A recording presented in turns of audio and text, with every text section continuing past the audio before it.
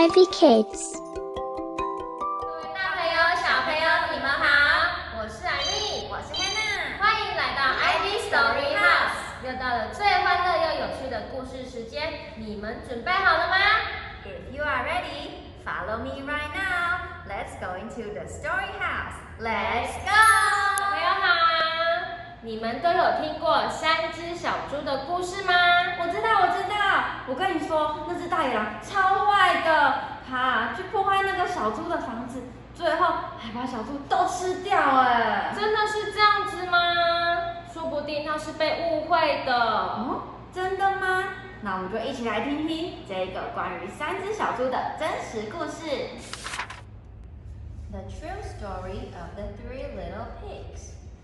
3只小猪的真实故事。Everybody knows the story of the 3 little pigs, or at least they think they do. 每个人都听过3只小猪的故事，至少他们认为自己知道。But I'll let you in on a little secret. 但是让我告诉你一个小秘密， Nobody knows the real story because nobody has ever heard my side of the story. 没有人知道真相，因为从来没有人听过我的说法。Once upon a time, I was making a birthday cake for my dear old granny. 有一天，我正在做要送给奶奶的生日蛋糕。I had a terrible sneezing cold and I ran out of sugar. 当时我正在重感冒，还打喷嚏，刚好我的糖用完了。So I walked down the street to ask my neighbor for a cup of sugar. 所以我就想跟我的邻居借点糖。Now, this neighbor was a pig, and he wasn't too bright either. 我的邻居是一只小猪，而它并不是那么聪明。He has built his whole house of straw. Can you believe it? 你相信吗？它整间房子居然都是用稻草盖成的。Of course, the minute I knocked on the door, it fell right in. 所以当然我一敲门，门就掉下来了。I called, little pig, are you in? No answer. 我喊道：“小猪，小猪，你在家吗？”但是没有回答。Suddenly, I felt a sneeze coming on. 突然，我好想打喷嚏。Well, I huffed and I snuffed. 哈啾！ And you know what? The whole house fell down. 然后你知道怎么了吗？整个房子都倒了下来。And right in the middle of the pile of straw was the first little pig, dead as a doornail. 在一堆稻草的正中间，正是那一只小猪被压扁了。And I ate it up. Think of it as a cheeseburger lying there.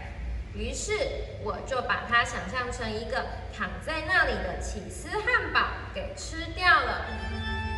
But right now, I still didn't have my cup of sugar. So I went to the next neighbor's house. 但现在我还是没有糖，于是我走向第2个邻居的房子。The neighbor was the first little pig's brother. 他是第1只小猪的弟弟。He was a little smarter, but not much. He had built his house of sticks. 他看起来比较聪明一点点，他用的房子是用木头盖的。I rang the bell on the stick house. Nobody answered. 我按了门铃，但是没有回应。I called, Mr. Pig, are you in? 我喊说：“小猪，小猪，你在家吗？” He yelled back, Go away, Wolf. You can't come in. I'm shaving the hairs on my chinny chin. 小猪回答：“走开啦！你这只野狼，你不可以进来，我正在刮胡子呢。” When I was just about to leave, but I felt another sneeze was coming. 我正要离开的时候，突然又觉得想打喷嚏了。I huffed and I puffed. I tried to cover my mouth, but I sneezed a great sneeze.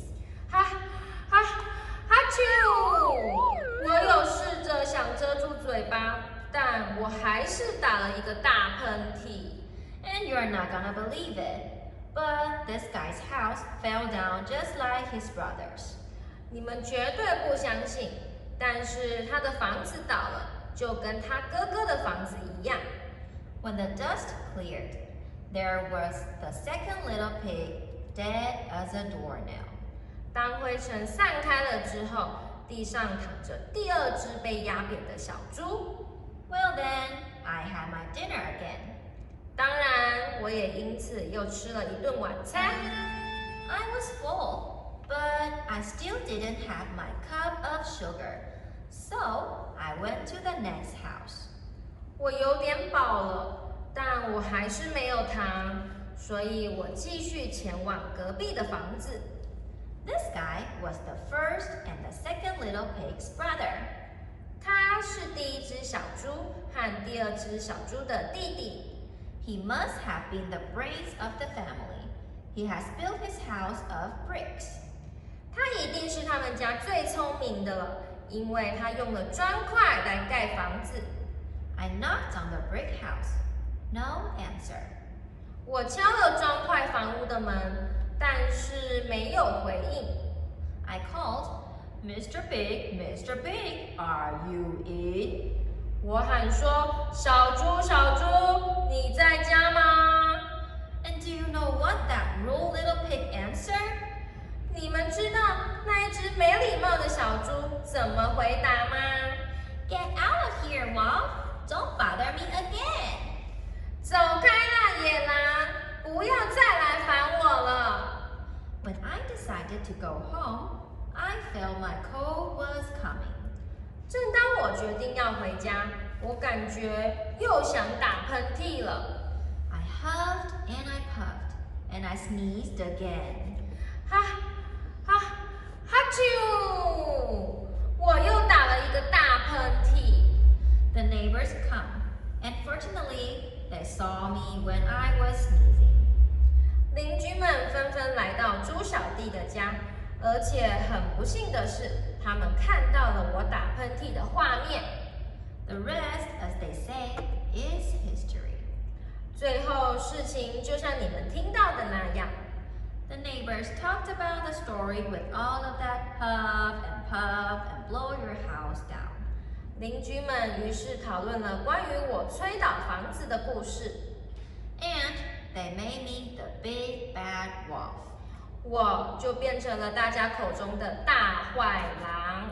That's it, and this is the real story. 就这样，这就是这个故事的真相。